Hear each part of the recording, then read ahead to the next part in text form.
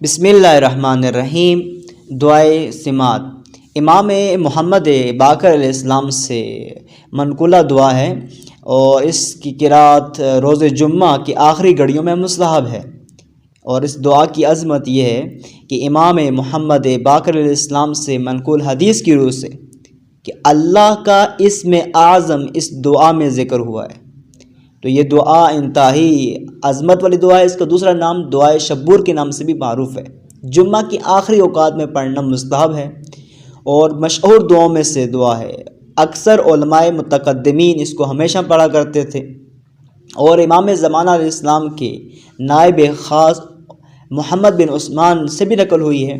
یہ دعا امام محمد باقر علیہ السلام، امام جعفر صادق علیہ السلام سے علامہ مجلسی نے بہار میں اس کو ذکر کیا ہے۔ بہت ہی عظیم دعا ہے اور امام فرماتے ہیں کہ لو حلفت لبررت ان الاسم اللہ الاعظم، اگر قسم اٹھاؤں کہ خدا کا اسم اعظم اس دعا میں ہے تو جو اس میں داخل ہوا تو جب دعا کرو تو دعا میں کوشش کرو، یعنی کہ یہ دعا سماعت کا معنی یہ ہے کہ دعاؤں کے مستجاب ہونے کی علامت۔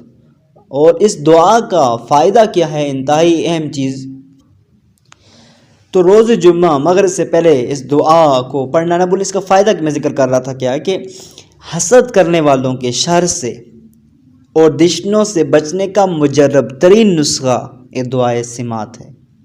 اگر آپ نے حسد کرنے والوں کے حسد سے بچنا ہے، ان کے شر سے بچنا ہے اور دشمنوں کے شر سے بچنا ہے تو اس دعا کو اپنے زندگی کے اندر لے آئیے گا۔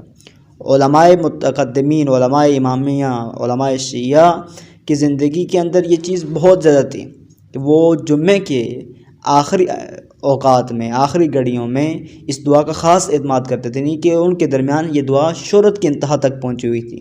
تو اس دعا کو اپنے زندگی کا حصہ بنائیں، بہت ہی بہترین دعا ہے۔ اور لفظ سماعت یعنی سین کے نیچے زیر آپ نے پڑھنی ہے۔ بعض افراد سماعت پڑھتے ہیں، سماعت لفظ غلط ہے، سماعت، دعائے سماعت یا دعائے شبور کے نام سے بہت ہی عظیم دعا ہے۔ ہمیں بھی اپنے دعاؤں میں یاد رکھیے گا۔ خدا بند عالم ہم سب کو ان ایام سے اور اس دعا کو پڑھنے، قرأت کرنے کی توفیق عطا